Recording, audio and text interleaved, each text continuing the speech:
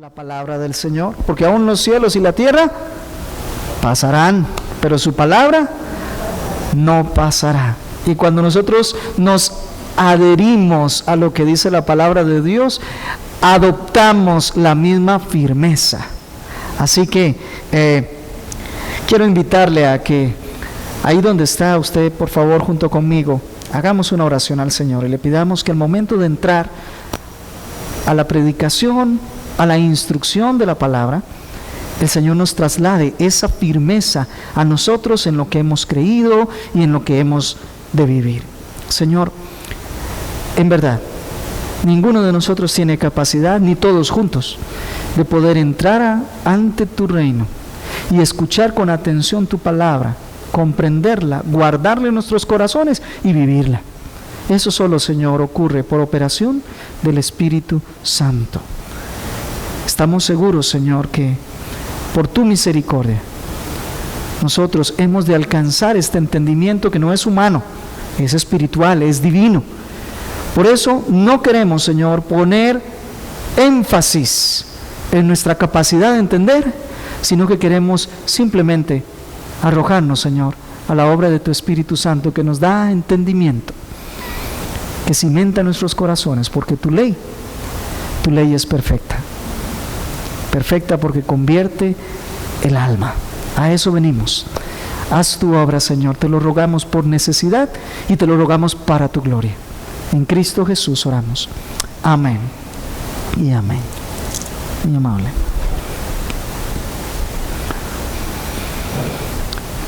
La iglesia moderna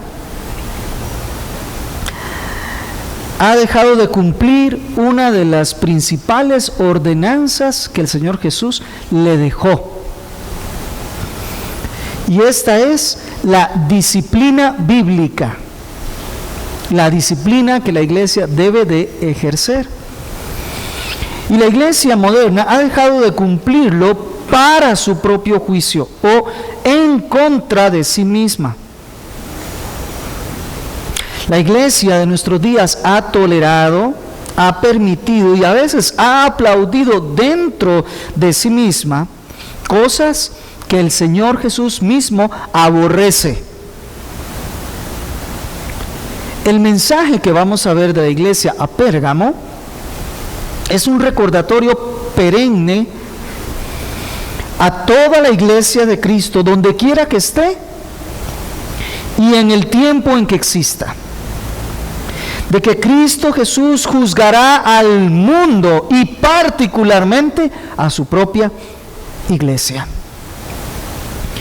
La pureza de la iglesia no es un asunto de menor importancia. Máxime cuando nosotros tenemos de continuo en la Escritura el mandamiento de sé santo. Sed santos porque yo soy santo. Eso lo encontramos en el Antiguo Pacto, Levítico capítulo 19, verso 2, y en el Nuevo Pacto, Primera de Pedro 1, 16, entre muchos otros textos, de tal manera que es algo que se mantiene, la ordenanza, sed santos. Y la iglesia tiene una orden coherente con esta de ejercer disciplina. El título del mensaje hoy es sé santo. Sé santo es lo que el Señor nos está hablando a la iglesia. Sumamos. Ya nos ha dicho el Señor que debemos regresar al primer amor, debemos volver al amor inicial que tenemos con Él. Después nos ha dicho que seamos fieles y no temamos, porque cuando tememos entonces muchas veces somos infieles. Y hoy el Señor agrega a su iglesia un llamado fuerte. Vamos a ver que el tono que el Señor usa para con Pérgamo es muy distinto del que usó para con Esmirna. Y la orden del Señor es sed santos. Vamos al texto que nos introduce directamente las palabras del Señor. Apocalipsis capítulo 2, versos del 12 al 17. No olvidemos que estamos en la serie Jesús habla a su iglesia. Y el Señor ha dicho, vuelvan al primer amor. El Señor ha dicho, sean fieles, y ahora nos dice, sean santos. Veamos lo que dice, verso 12 al 17, capítulo 2, en ese periodo intermedio del libro que dice las cosas que son ahora. Es el Señor Jesús hablando y dice, escribe al ángel de la iglesia en Pérgamo, el que tiene la espada aguda de 2 filos dice esto: yo sé dónde moras, donde está el trono de Satanás. Guardas fielmente mi nombre y no has negado mi fe, aún en los días de Antipas, mi testigo, mi siervo fiel, que fue muerto entre vosotros, donde mora Satanás. Pero tengo unas pocas cosas contra ti, porque tienes ahí a los que mantienen la doctrina de Balaam, que enseñaba a Balac a poner tropiezo ante los hijos de Israel, a comer cosas sacrificadas a los ídolos y a cometer actos de inmoralidad. Así tú también tienes algunos de la misma manera, que de la misma manera mantienen la doctrina de los nicolaitas. Por tanto, arrepiéntete, si no vendré a ti pronto y pelearé contra ellos con la espada de mi boca. El que tiene oído, oiga lo que el Espíritu dice a las iglesias. Al vencedor le daré del maná escondido y le daré una piedrecita blanca y grabado en la piedrecita un nombre nuevo, el cual nadie conoce, sino aquel que lo recibe.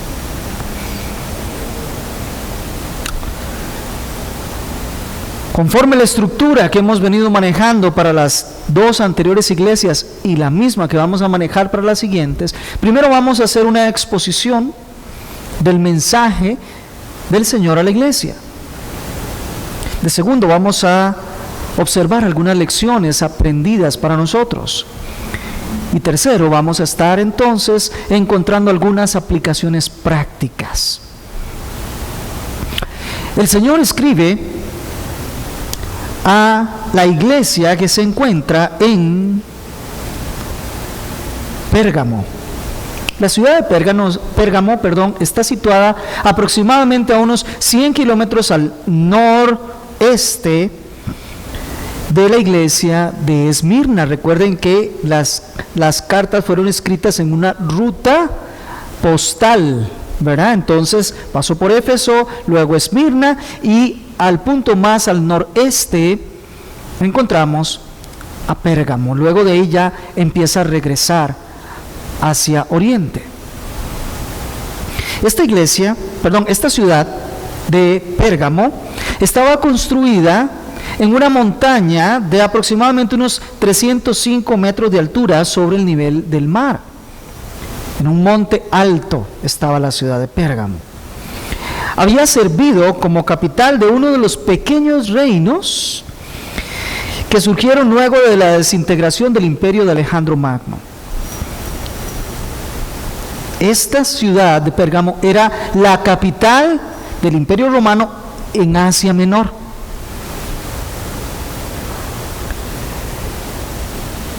Y a diferencia de Éfeso y Esmirna, que estaban junto al mar, Pérgamo no estaba junto al mar, entonces por supuesto no tenía un puerto.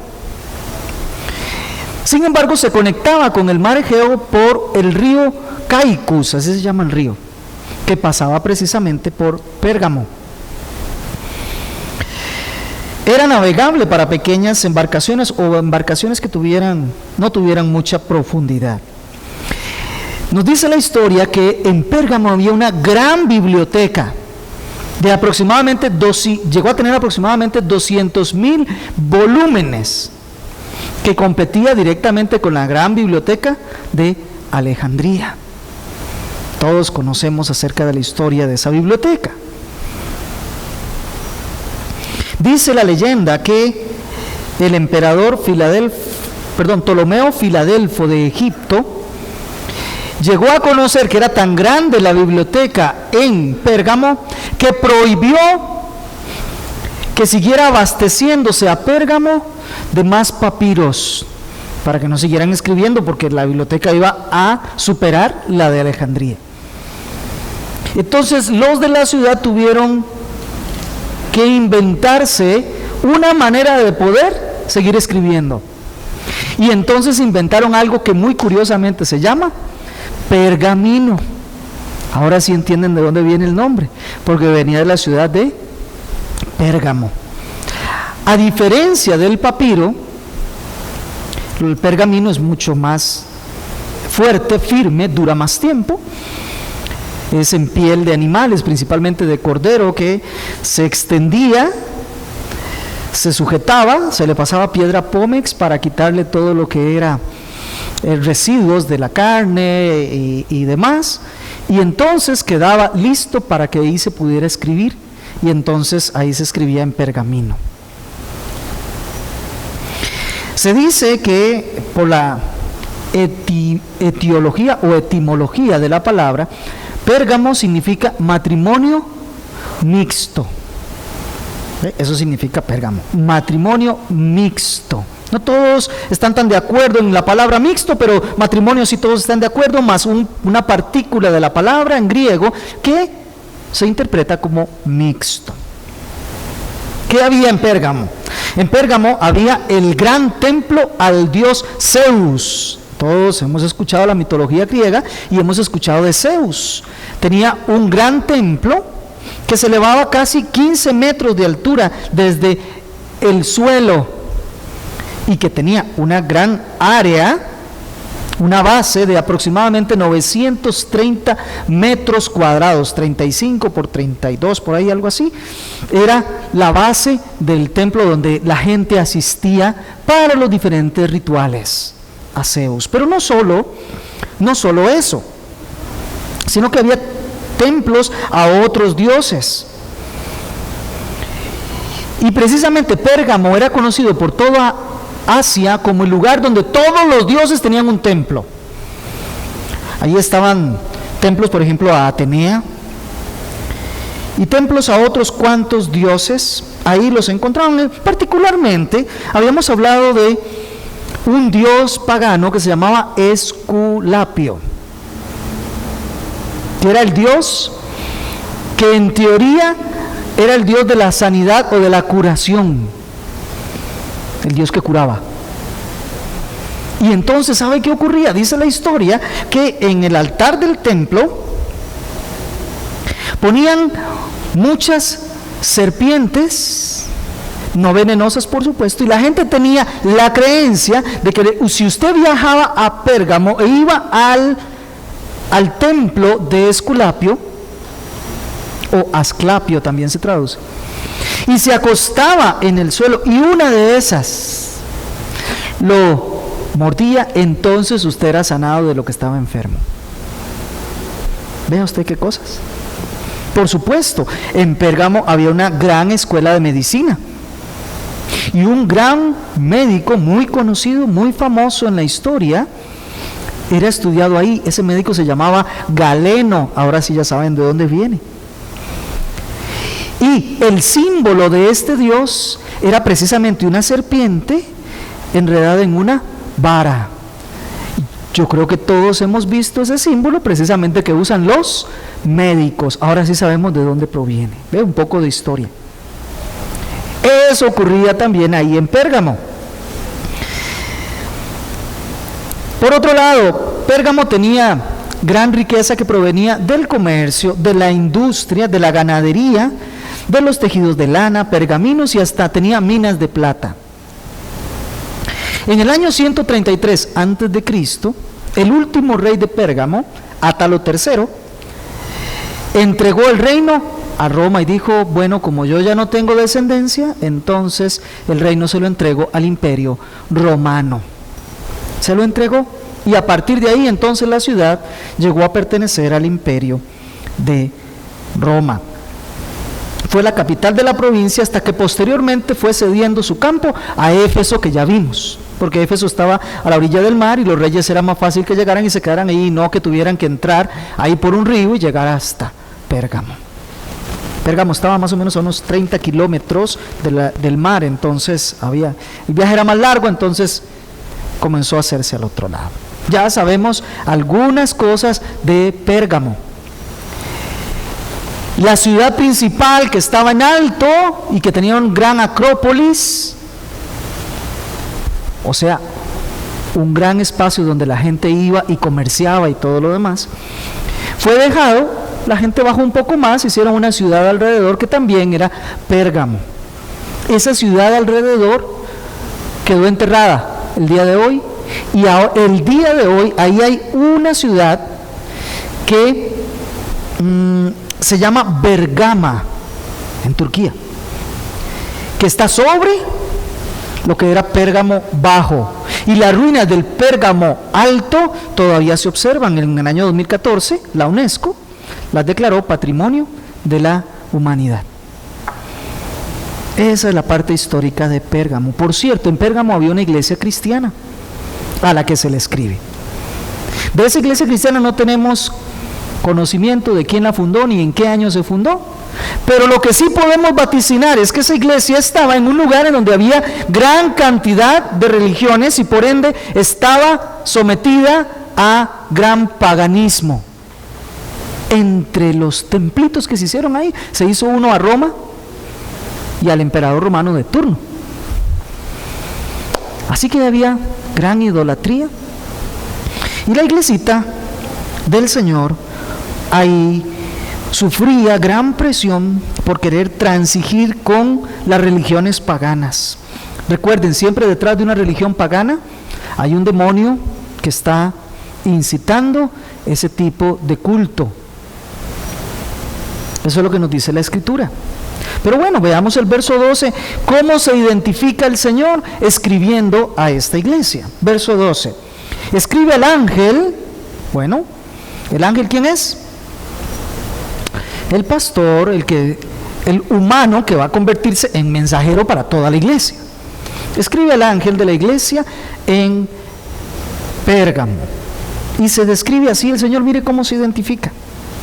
El que tiene la espada aguda de 2 filos, dice esto. Ya habíamos encontrado en las iglesias anteriores, y la tónica se repite, que el Señor siempre se identifica de manera que ataca o que relaciona su mensaje con lo que la iglesia en particular está necesitando. El que estuve muerto, pero ahora vivo, entonces le habla a Esmirna. Sin embargo, el que le habla a Pérgamo es el que tiene la espada aguda de 2 filos. Esa es la identificación que prefiere hacer Cristo de sí mismo ante esa iglesia. Vemos que el lenguaje ya cambia. El lenguaje ya es un lenguaje fuerte. Ya Jesús había dicho que era parte de su identificación en el primer capítulo. En el verso 6 del capítulo 1, ya sabemos que por ahí va. Sin embargo, esta credencial de Cristo es enfática. Él lo que está diciendo es que Él es el que juzga a la iglesia. Él es el juez de la propia iglesia, no solo del mundo entero, sino particularmente el mensaje va para Pérgamo y le está diciendo: yo soy el que tengo la espada para juzgar. ¿Soy el gobernante de la iglesia? Sí. ¿Soy el que sostiene la iglesia? Sí, pero soy el que juzgo la propia iglesia. Espada implica que el Señor es el que determina cómo hace el juicio. Todos sabemos el contexto de la espada en la Biblia. Se trata de la misma palabra de Dios que Él usa y usará siempre para juzgar. Él mismo cuando estaba en la tierra dice: yo no os juzgo, sino la palabra que os he hablado es la que os juzga. Y yo no sé por qué nosotros estamos bajo aquella creencia de que el Señor solamente va a juzgar al mundo, pero no a la iglesia. Sin embargo, aquí el Señor le está hablando exclusivamente a su iglesia y le está diciendo que Él va a usar la espada para con esa iglesia. En griego existe algo muy interesante, porque pocas veces ocurre que se use los artículos tan seguidos, y aquí el Señor les dice: yo soy el que tengo la espada, la aguda, la de dos filos. Ese recurso literario sirve para que se realcen cada una de las características. Primero, la espada. Soy yo el que juzgo, soy yo el que doy los elementos para juzgar, soy yo el que pongo la ley, soy yo el que digo cómo se hace el juicio y vengo a juzgar. Aguda, ¿por qué? Porque es una espada que sabe, entra y es certera, a donde va es eficaz. Así es la palabra de Dios, ¿no es cierto? Es palabra viva y eficaz, sabe dónde entrar. Al Señor no le podemos andar engañando, Él sabe lo que hay en el corazón. Y Él va a atacar directamente al corazón, porque Él sabe lo que hay y va a poner los textos y va a hablar directamente a la persona conforme a lo que la persona necesita. Porque su palabra es eficaz, es concreta, es directa. No anda con rodeos, no le soba la cabeza al hombre, le dice lo que está mal, le señala su pecado. Y de dos filos. La espada, la aguda, la de dos filos, significa que no importa para dónde la mueva, siempre va a cortar. Implica que el Señor usa su palabra de un modo y de otro. Su misma palabra sirve para el juicio que hará a la humanidad, como a la humanidad incrédula, como a la propia iglesia. El hecho de que usted y yo estemos en Cristo no significa que entonces ahora tenemos libertad para desatender la palabra de Dios. Esa es una dicotomía que no es bíblica. Es una dicotomía que no es bíblica. Hay algunos por ahí que piensan que ya que estamos en la gracia, entonces nos tenemos que olvidar de la ley. Y crean una falsa dicotomía porque no existe en la Escritura. No existe en la Escritura. La misma ley que el Señor nos da es de observancia para nosotros. Y no hay cambio ni sombra de variación en ello. Nosotros, la iglesia de Cristo, estamos llamados a ser obedientes por un principio de obediencia que ya está en nosotros ahora que estamos en Cristo. Y entonces, ¿obedientes a qué? A la misma palabra de Dios. Así se identifica el Señor a esta iglesia.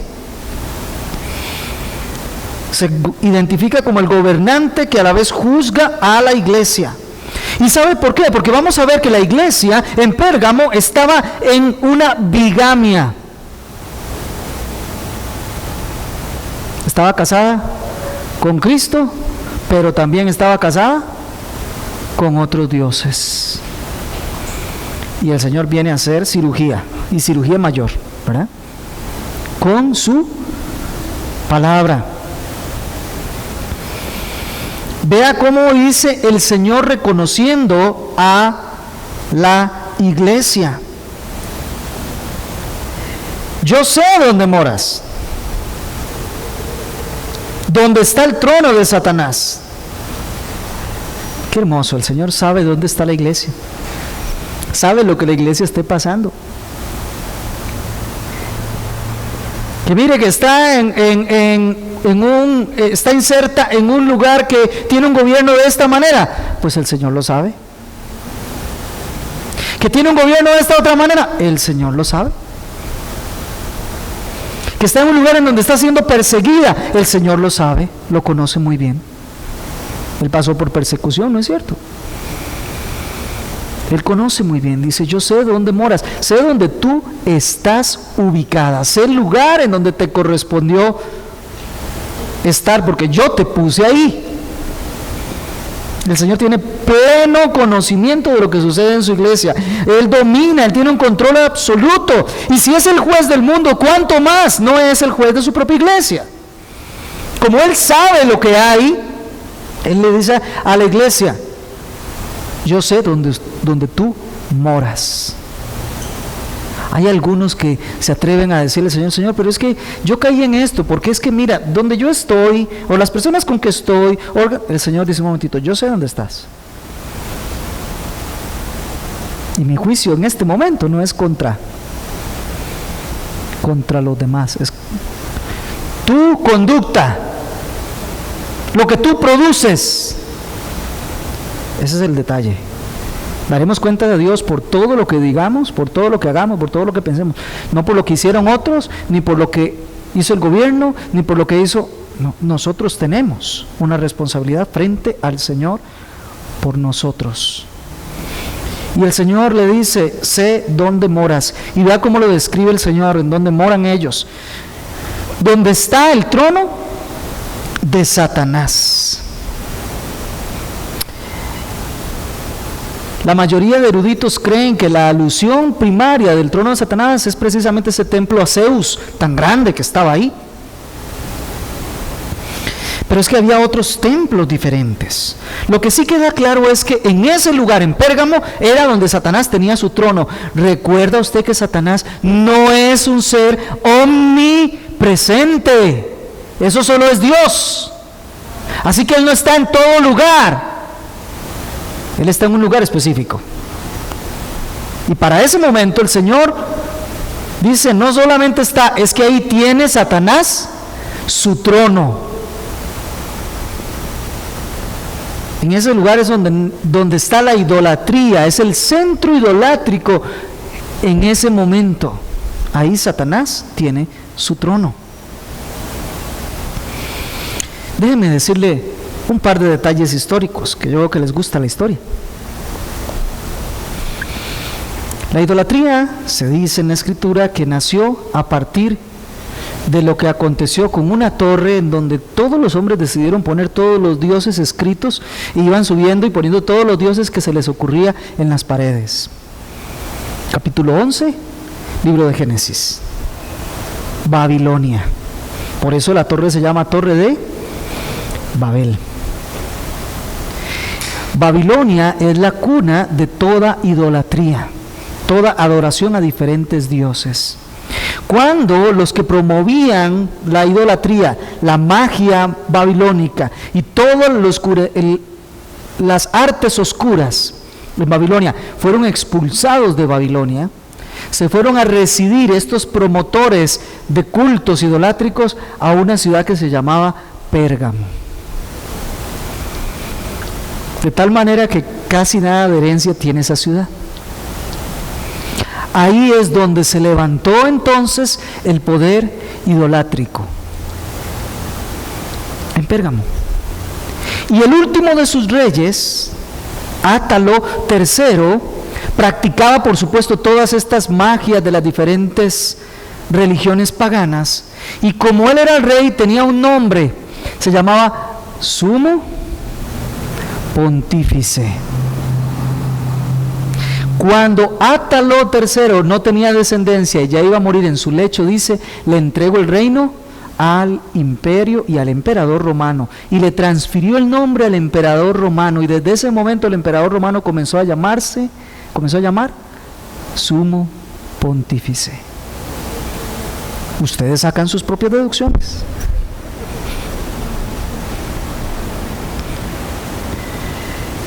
Así que encontramos que cuando el Señor le dice: sé dónde mora, donde está el trono de Satanás, es porque ahí estaba el trono de Satanás. De ahí procedía toda acción diabólica. Y Satanás se mueve por medio de ídolos, cultos, religiones, para que la gente adore cualquier cosa. Él está contento con que se adore lo que sea, mientras no sea Cristo el Señor. Ya Él ganó. Sean animales, sean personas. Ahí por el sur de nuestro continente hay una iglesia que tiene como adoración a un hombre que recién murió, que era futbolista muy famoso. Hasta eso. Porque Satanás está contento con levantar ídolos, con levantar dioses, que la gente los adore. Para algunos es el fútbol, para otros es la comida, para otros son sus hijos y para otros el trabajo. Mientras Él levante ídolos que le quiten el campo a Cristo en nuestros corazones, Él está cumpliendo sus propósitos. Y el Señor dice, yo conozco que estás ahí donde mora Satanás. Y miren un poco más, dice, guardas fielmente mi nombre. Bueno, que el Señor Jesús diga eso de una iglesia, la iglesia debe de sentir gozo. Guardas fielmente mi nombre y no has negado mi fe.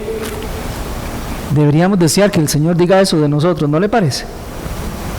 Que guardamos su nombre y que no hemos negado la fe. Muchas iglesias hoy ya están negando la fe. Muchas iglesias hoy ya están dejando de guardar el nombre de Cristo. Y se habla de miles de cosas desde los púlpitos, menos de Cristo el Señor, del Evangelio de Cristo. Las personas viven negando a Cristo. Ni aún en los días de Antipas, mi testigo, mi siervo fiel, que fue muerto entre vosotros, donde mora Satanás. La historia no recoge datos acerca de Antipas, así que lo único que sabemos es lo que el Señor nos dice, y nos dice que Antipas era un siervo fiel del Señor y un fiel testigo de Cristo, que fue muerto donde mora Satanás. Algunos creen que fue llevado entonces al templo de Zeus. Hay una tradición que dice que fue puesto en una especie de toro de oro y le encendieron fuego. Bueno, eso es una creencia, no tenemos base firme para decirlo. Lo que sí sabemos es que él fue martirizado. Y aún así la iglesia no negó el nombre de Cristo, no negó el testimonio de Cristo. Vean qué grado de persecución sufrían los de Pérgamo. Y el Señor dice, conozco que así son, conozco que eso es lo que han vivido, conozco que son fieles en eso. Y qué hermoso es que en ninguno de los anales de la historia se ha escrito nada de Antipas, pero el Señor lo tiene bien claro. El Señor dijo, es mi testigo fiel, es mi siervo fiel. Podemos tener la plena seguridad de que todos los que estamos en el Señor estamos inscritos en el libro de la vida, y Él tiene perfecto cuidado de todos y cada uno de nosotros. Y Él nos llama sus testigos, nos llama sus siervos fieles. Por cierto, eso le dijo a Esmirna, que fueran fieles. Pero, y este es el problema, el Señor ahora, después de exaltar el hecho de que la iglesia se ha mantenido en medio de tantas cosas de idolatría que había ahí, la iglesia se había mantenido sin negar el nombre de Cristo, sin negar la fe en Cristo. El verso siguiente entra en una acusación contra la iglesia y dice, pero, recuerden que los peros cambian, matizan, modifican, alteran lo que veníamos diciendo. Pero, dice el Señor, ¿qué dice? Tengo unas pocas cosas contra ti. No se confunda. No digo tengo unas pequeñas cosas, dijo tengo unas pocas cosas contra ti. Entendamos lo siguiente. Que el Señor tenga una sola cosa en contra de nosotros ya es de preocuparse, ¿verdad que sí? Y tiene unas pocas cosas contra ti. La forma en que Cristo resaltó las cualidades de esa iglesia, de no haber negado la fe, de no haber negado su nombre, no eclipsa el hecho de que el Señor tiene cosas contra esa iglesia.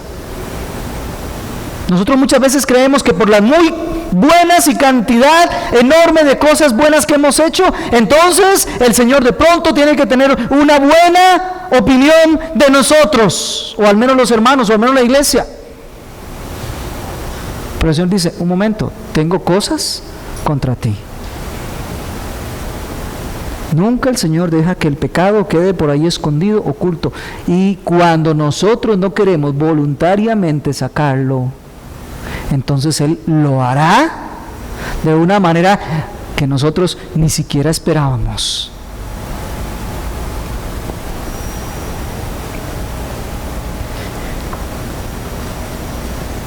No dijo pocas cosas para que entendiéramos que son pequeñas, sino para que las puntualizaran y se dieran cuenta cuáles son esas cosas que el Señor tiene.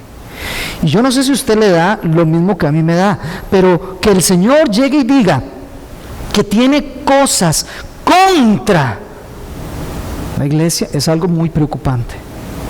Estamos tan acostumbrados a que el Señor está con nosotros, que Él camina con nosotros, que Él está siempre con, pero que el Señor diga que tiene algo contra. Mire, contra quiere decir que se está volviendo de frente,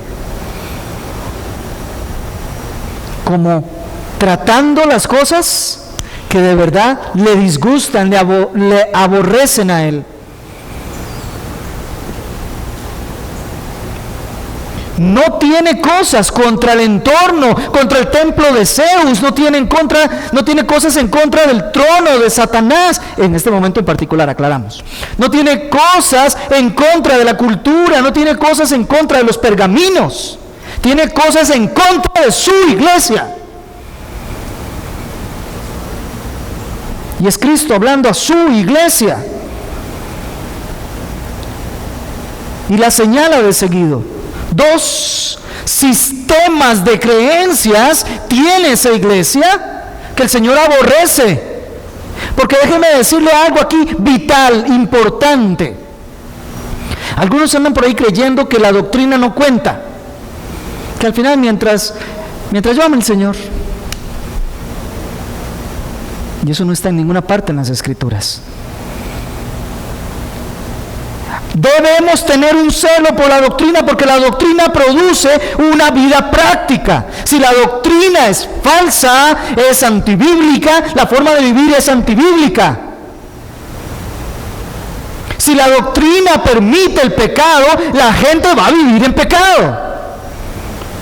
Pero si la doctrina es sana, si el evangelio es puro, entonces va a llevar a las personas a vivir en pureza y en santidad. Muchas de las cosas que nosotros hacemos, que vivimos y que vemos a otros que se dicen cristianos, que están viviendo y que son pecaminosas y no las ven así, son porque tienen una muy pésima doctrina. Creen en cosas de hombres y no en lo que dice la palabra. El Señor llama a su iglesia a ser una iglesia santa, pura, y tiene que comenzar precisamente por una doctrina santa y pura.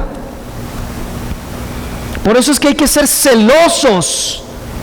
Y yo voy a la iglesia, por favor. Yo sé que estamos escuchando por internet y ahí está que los diferentes medios sociales, las redes sociales. Por favor, tengan cuidado con lo que están escuchando. No escuchen a toda voz. No porque un hombre diga una cosa significa que él está diciendo la verdad, aunque use el nombre de Cristo. Sepamos discernir. Tengamos mucho cuidado. El Señor dice: tengo contra ti que mantienes 2 sistemas de doctrinas que yo aborrezco, y que estaban unidas a la devoción a Cristo. Tenían un matrimonio mixto.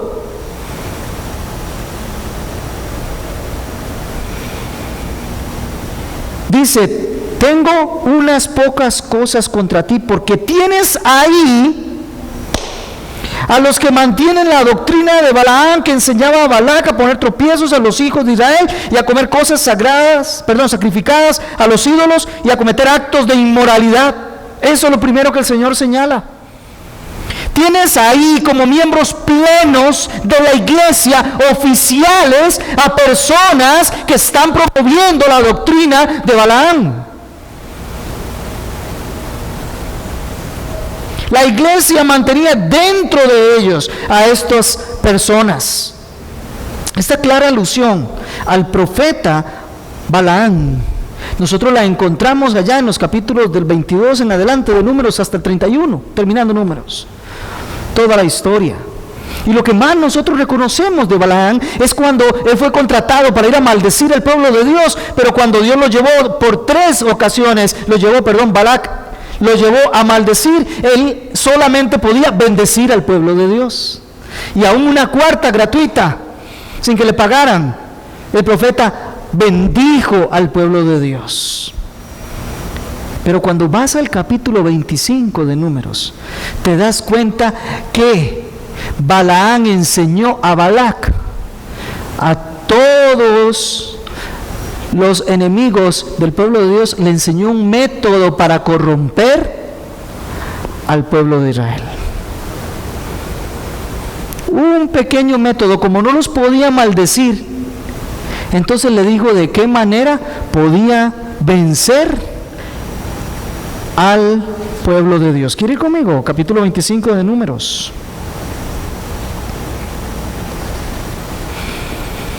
Y está bien claro.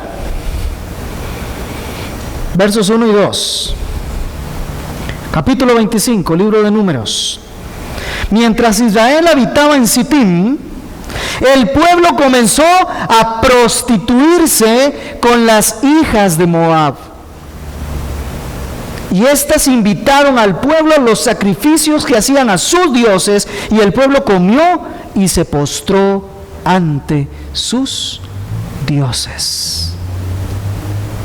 Los amalecitas, los moabitas, dijeron: sabemos que no podemos contra el pueblo de Israel, llaman a Balaam para que los maldiga, y Balaam no los puede maldecir. Entonces Balaam les dice: si ustedes quieren vencer a ese pueblo, hagan algo, tomen a sus mujeres y ofrezcanla a los varones de ellos, e incítenlos a ofrecer sacrificios a los dioses de ustedes. Con eso los destruyen, corrompiéndolos. Y eso fue lo que Israel hizo. Comenzó a prostituirse, se fue con otros dioses, dejó a su esposo de infancia, de juventud, y se fue tras otros dioses. Y quiere saber cómo terminó la historia. ¿Vio lo que dice el verso 3? Alguien que por favor me lea el verso 3 ahí de Números 25.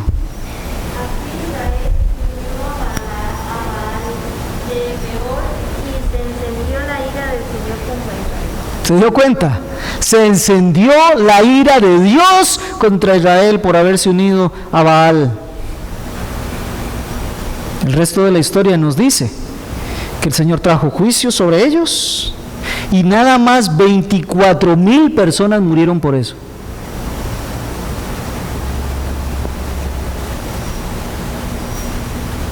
El Señor toma esto en serio, amados hermanos. Toma esto muy, muy, muy, muy en serio. ¿Cuáles eran las enseñanzas que estos que estaban dentro del templo enseñaban? Que eran parte de los miembros oficiales de la iglesia.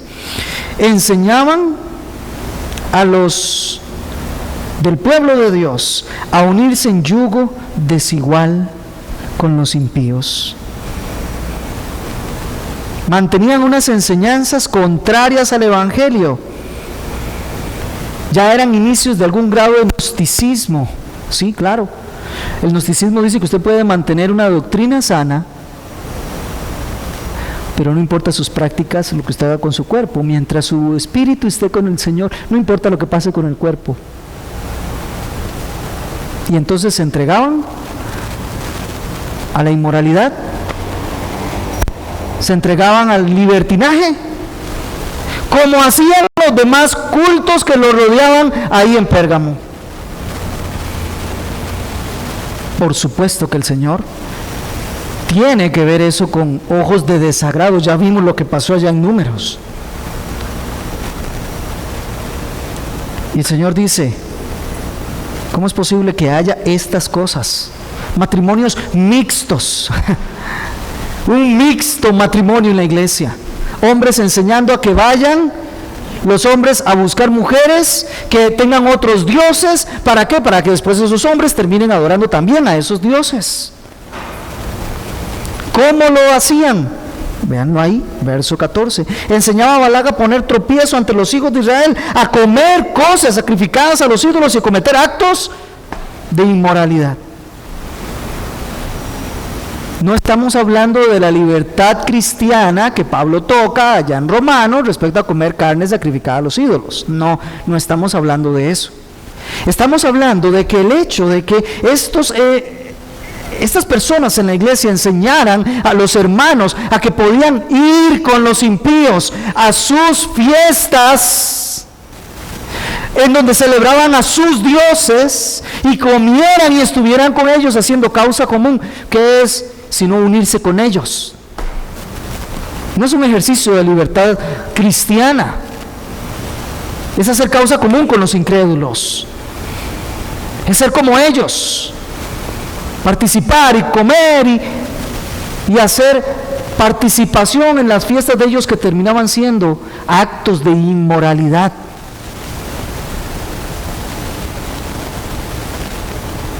Vamos a ver, el Señor nos ha hablado en todo momento que nosotros debemos de separarnos del mundo. Ese es el efecto de sed santos. No, sed iguales. No, sed santos.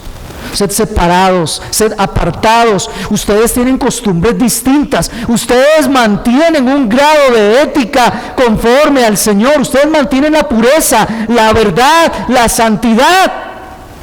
No se unen con los demás en sus mismas fiestas y sus desvaríos. La separación del mundo debe caracterizar a los cristianos, a los creyentes.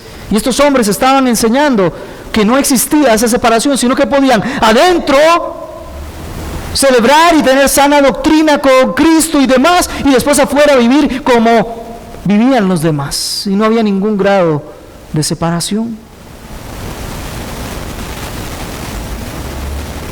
Hombres hoy en día están enseñando costumbres mundanas y alentando a los hermanos en la iglesia a participar de cosas mundanas. Están metiendo dentro de la iglesia las tendencias del mundo. Hay iglesias donde, hablando de inmoralidad, hay iglesias donde da pena entrar de la forma en que van vestidas las personas, particularmente las hermanas, conforme el mundo, y a veces ni el mundo se viste así. Y nosotros los varones no nos quedamos atrás. No pareciera que fuera el domingo en la mañana en que nos vamos a presentar delante del Señor, sino pareciera un partido cualquiera.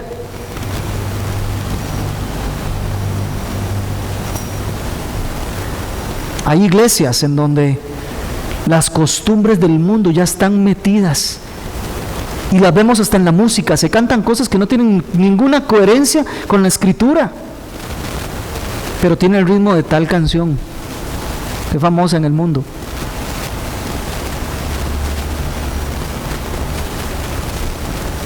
Si seguimos la sociedad inmoral y los cultos a los dioses paganos, el libertinaje sexual que era promovido en Pérgamo, hoy está siendo mucho más promovido en la sociedad actual. Estas son perversidades. Y esto molesta a Cristo, esto enoja a Cristo, eso hace que Cristo venga con espada contra la propia iglesia. Un ejemplo tenemos en 1 Corintios capítulo 5, y vemos a Pablo reprendiendo a la iglesia porque tenían a una persona que estaba con un comportamiento perverso, inmoral, y la iglesia, lejos de disciplinarlo, lo que hacía era congraciarse con él. No solo era tropiezo a los que estaban adentro, sino era un tropiezo a la causa de Cristo también a los que estaban afuera.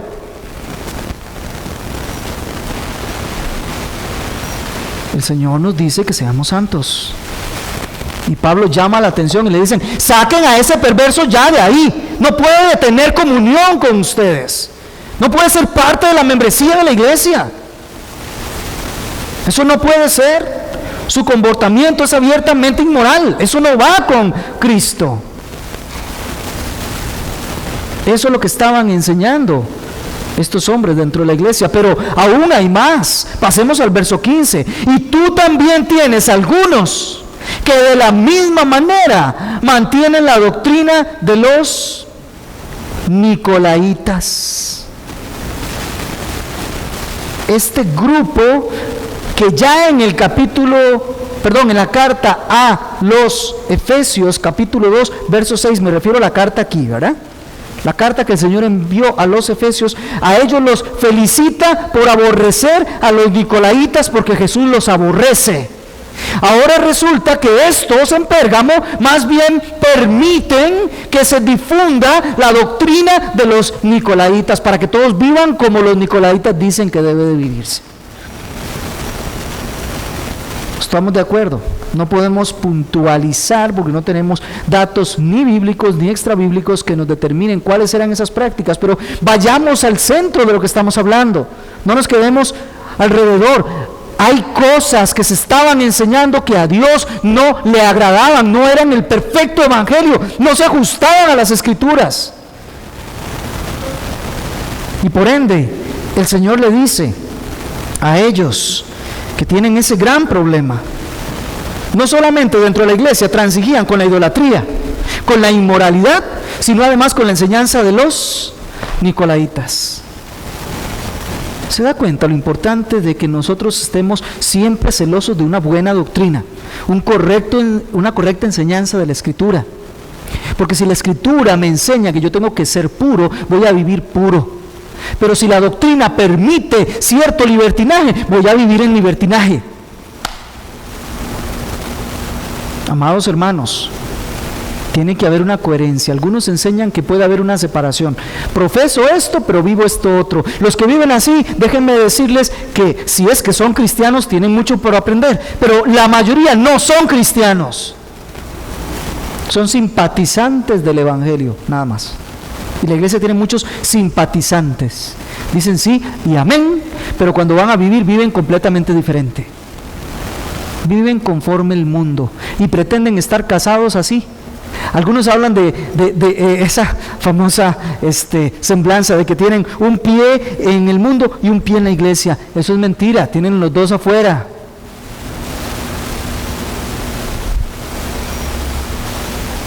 El Señor le está diciendo a la iglesia los problemas que Él ve y que lo enojan.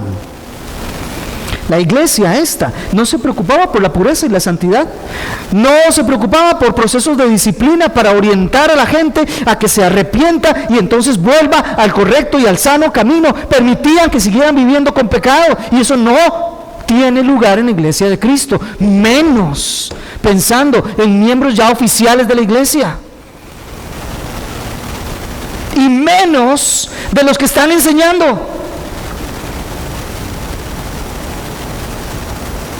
Eran tolerantes, casados con Cristo y coqueteando con el mundo. No se preocupaban por la corrupción moral. La iglesia no reprendía a estas personas. Recuerde usted, el Señor compró una iglesia a sí mismo y Él está en el proceso de presentársela como pura, santa, sin mancha, sin arruga y sin cosa semejante. Lo que nosotros hagamos contrario a eso, nos estamos topando en contra de Cristo.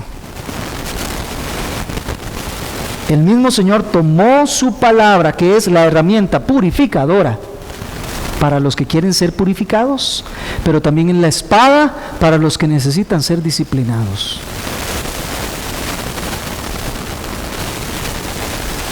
Olvidó esta iglesia lo que ocurrió de parte de Dios al pueblo de Israel por haber seguido las instrucciones que habían venido de Balaam.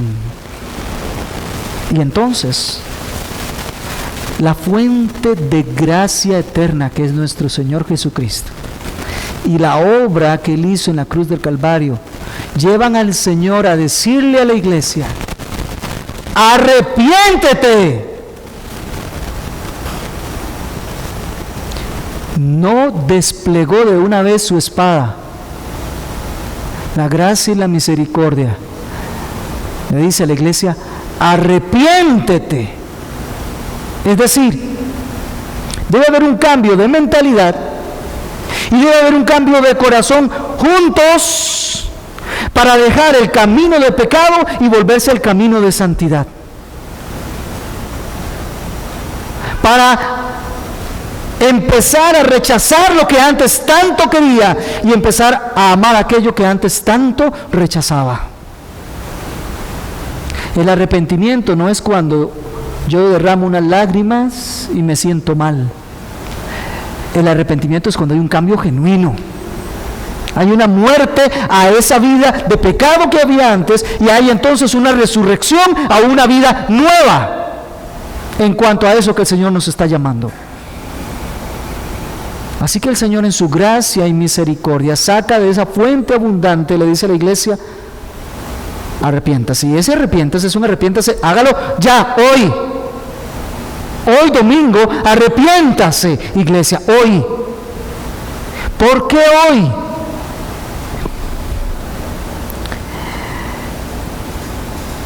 Si no, vendré pronto y pelearé contra ellos con la espada de mi boca. El Señor dice: vendré pronto, no me voy a tardar. Ya que señalé cuál es el pecado, no me voy a tardar. Ya lo tengo en la mira, ya lo definí, ya sé cuál es, no me voy a tardar. Y ve algo interesante, y le dice: pelearé contra ellos. ¿Contra quiénes? Contra los que estaban pervirtiendo el pueblo del Señor. El llamado general es a la iglesia: arrepiéntase. ¿Por qué? Porque usted no está disciplinando, usted no está siendo celoso del buen trato del evangelio y las doctrinas, y una vida que sea coherente con eso. No hay peor adefesio, honestamente, que aquellos que dicen creer en la Biblia y que viven precisamente contrario a lo que dicen que creen. No es un adefesio. No podemos llamarle un hijo de Dios porque no lo es. No podemos llamarle que es 100% mundano porque dice creer. Es completamente un adefesio. Tiene que haber una coherencia y la iglesia tiene que preocuparse por los procesos de restauración, los procesos de disciplina. Y a esos, el Señor, los que están entendiendo que viven en ese pecado y que aún lo enseñan, el Señor les dice: arrepiéntanse. A la iglesia en general, arrepiéntase por no estar purificándose. Pero a estos en particular, arrepiéntase por lo que están haciendo. Y el Señor es interesante, comienza diciendo: por tanto. Para el Señor no es poco. Eran pocas cosas, pero no es poco lo que estaban haciendo en contra de la propia iglesia, del nombre de Cristo. Por tanto, arrepiéntete, si no, vendré pronto. Y no solo pronto, dice: pelearé contra ellos con la espada de mi boca. Otra vez se está refiriendo a la misma palabra. Es sencillo. Las condiciones son estas. Si quieres un breve resumen: o atiendes el ministerio de la palabra hoy y te arrepientes y caminas en santidad, o de todas maneras el ministerio de la palabra va a ser usado por Cristo para venir en tu contra. Pero el Señor no va a permitir que su iglesia se corrompa. Su iglesia es pura, santa y sin mancha. Es una intervención judicial de Dios, por supuesto. ¿Sabe? Otro ejemplo de estas cosas nosotros las encontramos en 1 Corintios 11, cuando se habla acerca de la celebración de la Cena del Señor, que algunos la celebran de manera indigna. Y si usted sigue leyendo después del verso 26 del capítulo 11 de 1 Corintios, el Señor dice: por esta causa algunos están enfermos y otros ya murieron. Eran divisivos de la doctrina, Por ende, no participaban en unidad con los demás hermanos, estaban tomándola indignamente la cena. Y por eso dice, muchos están enfermos y otros ya murieron. La espada del Señor viene de una vez. Por eso el arrepentirse es hoy. Termino acá. La primera parte de hombre. El que tiene oídos para oír, oiga. Usted puede irse para su casa después de que terminó acá y saliendo ahí se le olvidó lo que el Señor le dijo, no el pastor. Es más, lo que el Espíritu dice a las iglesias.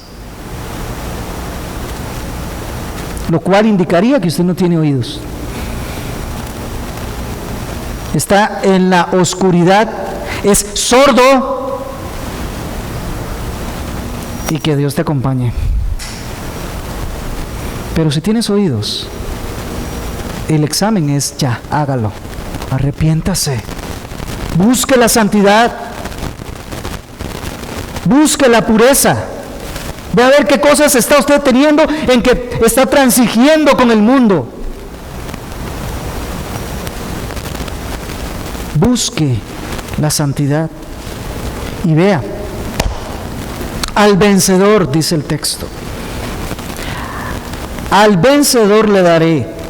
Vea la recompensa que hay para aquellos que sí buscan la santidad, sí buscan la pureza. ¿Quiere saber cuál es la recompensa? Dice, al vencedor le daré el maná escondido. ¿Recuerdan el maná? El que caía del cielo todos los días y que era alimento para el pueblo, que saciaba al pueblo. ¿Lo recuerdan muy bien?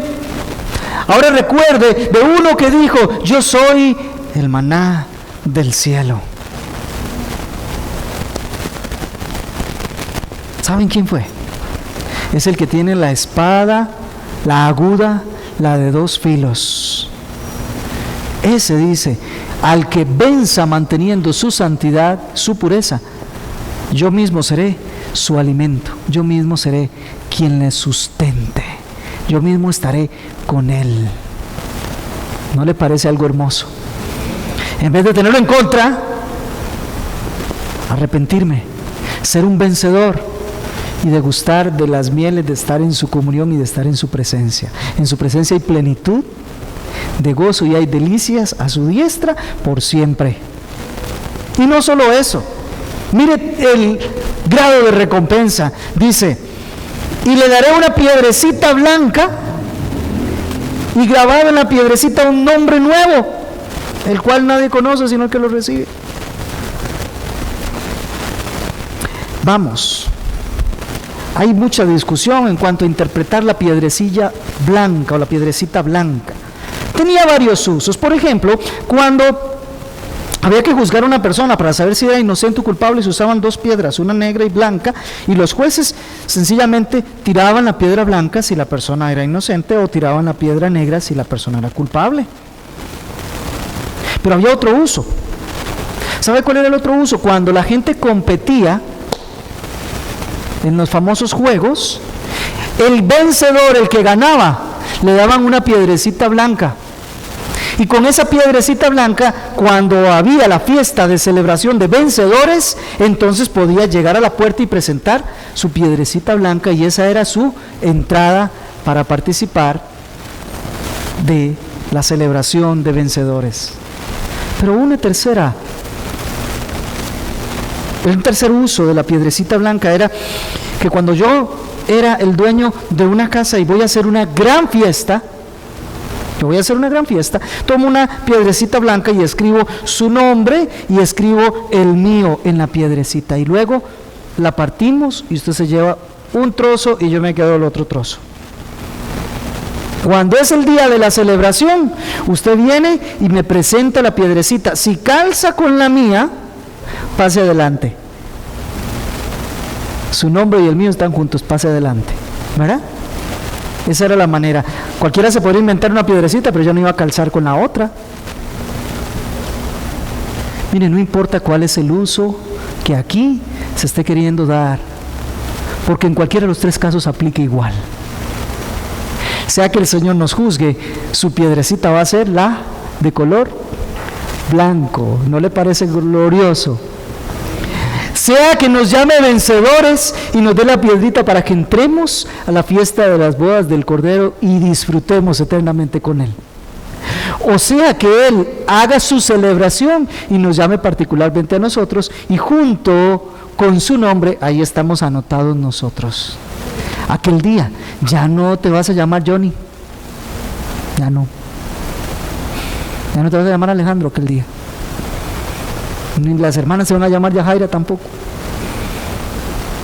Y usted me dice, hermano, ¿y qué nombre van a tener? Perdón, pero el texto dice que es un nombre nuevo que nadie conoce sino el que lo recibe. ¿No le da gracia saber que el Señor tiene allá un nombre para usted que no va a ser el suyo? Con toda su historia, no, todo eso quedó borrado. Va a ser un nombre nuevo allá en la gloria que tendremos junto con Él, todos los vencedores. Es algo precioso, es algo hermoso. Lecciones para la iglesia. Número 1, el Señor tiene el control de todo lo que sucede en la iglesia. Número 2, el Señor es el que juzga, no solo el mundo entero. El Señor juzga a su iglesia por medio de su palabra. Ajústese. Tercero, el Señor está llamando a su iglesia al arrepentimiento, a la pureza, a la santidad. Mire, hoy más que nunca nosotros tenemos que poner esto en práctica.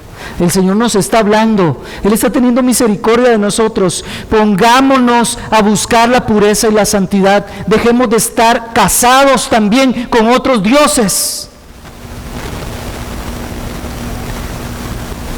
Es fácil. ¿Cómo sé que yo tengo un ídolo? Mire, cuando tiene que venir el domingo en la mañana y usted pone cualquier otra cosa en vez de venir acá, ese es su ídolo. Fácil. Que usted en la mañana se levanta y en vez de leer la palabra de Dios va a hacer otra cosa, esa otra cosa es su ídolo. Hombres, esta semana en los tiempos de oración tuve 2 varones más que se unieron a los tiempos de oración. Gloria a Dios por eso. El grupo va creciendo. 30 minutos a las 5 de la mañana del lunes o a las 9 de la noche el jueves. A todos les llega la invitación, a los que están ahí en el chat. Son 30 minutos del día. Es que tengo que trabajar. Es que tengo que... 30 minutos al día. ¿Podrías organizar el resto de las 23 horas y media? Y participar los 30 minutos. Cualquier cosa de esas son las cosas con que usted está casado, además de que dice que no ha negado a Cristo. Bueno, el Señor exige pureza. El Señor exige santidad. Así es como Él nos está hablando. Dice 2 Corintios 6, 16 y 17. ¿O qué acuerdo tiene el templo de Dios con los ídolos? Porque nosotros somos el templo del Dios vivo. Como Dios dijo, habitaré en ellos y andaré entre ellos y ellos serán mi pueblo. Por tanto, salid en medio de ellos, apartaos, dice el Señor, no toquéis lo inmundo y yo os recibiré. Es triste que muchos cristianos hoy en día son como Balaam, pidiendo cosas incluso contra la voluntad de Dios. No solo no oran por sí mismos, no solo no oran por su avivamiento, no solo no oran por su santidad, no solo no oran por su crecimiento, sino que además de eso se atreven a pedirle a cosas a Dios que están contrarias a su voluntad. Balaam sabía que ese era el pueblo de Dios que Dios había bendecido. Él no podía rogar en contra y aún así insistió. ¿Cuántos de nosotros estamos pidiendo cosas contrarias a la voluntad revelada de Dios? Seamos sabios para que podamos ser fieles testigos. Ahí tenemos un ejemplo de uno, Antipas. No transigió con nadie. No transigió. El premio, última lección, que el Señor da a cada vencedor es una comunión íntima y eterna con Él. Llevamos su nombre, participamos de Él como maná, estaremos eternamente con Él, nada más. La iglesia en Pérgamo permitía en su seno doctrina distinta del Evangelio que llevaba a prácticas pecaminosas. La disciplina es el antídoto para mantener la pureza. Dichosamente, esta iglesia, por la gracia infinita de Dios, ha conocido este camino y lo estamos poniendo en práctica. Todavía hay que mejorar, pero estamos poniendo en práctica la disciplina. Estamos poniendo en práctica la restauración. La orden es a la iglesia que haga eso, pero el llamado es individual. Busque su santificación, busque su purificación. Aléjese del mundo, arrepiéntase. Es lo que el Espíritu le está gritando a la iglesia. Busque la pureza, busque el puro evangelio y una vida consecuente con esa santidad. El juicio de Cristo es inminente. Voy a pedirle que cierre sus ojos por unos momentos y que medite en lo que el Espíritu ha dicho a la iglesia. Hasta el día de hoy todavía estamos aquí, todavía hay gracia, todavía el Señor nos está hablando.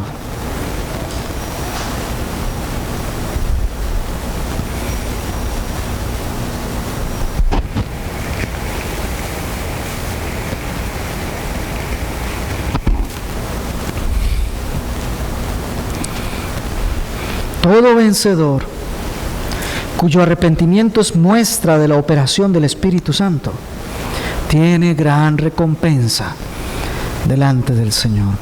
Cristo, tú conoces nuestra realidad y nos has estado hablando, no en vano, directamente, tocando lo profundo de nuestro ser con tu espada aguda de dos filos. Esta iglesia necesita vivir en santidad. No lo digo posicionado fuera, lo digo posicionado con la iglesia. Todos tenemos necesidad de santidad, de tomar determinación por vivir en santidad. Y lo que tú hayas señalado a cualquiera de nosotros, Señor, danos la fortaleza y danos la sabiduría para que verdaderamente podamos venir en arrepentimiento delante de ti y cambiar nuestra vida. Si es dedicar más tiempo, porque nosotros hemos hecho de las redes sociales un ídolo, de la televisión un ídolo, del trabajo un ídolo, de el descanso, el sueño, el reposo, la pereza un ídolo, Señor, por favor, perdónanos. Destruye esas cosas, esa dicotomía entre una cosa que creemos y otra que vivimos. Y tráenos, Señor, de regreso a ti, para que verdaderamente podamos serte santos a ti. Eso exiges. Y recuerdo, Señor, que tu palabra nos dice que sin santidad nadie te verá. Ayúdanos, Jesús. Ayúdanos, Jesús. Esta iglesia te necesita. Sigue pasando tu espada aún un poco suave sobre nosotros antes de que vengas en juicio directo en contra. Renuévanos en ti. Reproduce un espíritu recto en cada uno de nosotros, tu Espíritu Santo, y haz que nosotros en verdad te honremos. Lo necesitamos y lo pedimos para la gloria de Cristo nuestro Señor. Amén. Puestos en pie, vamos a...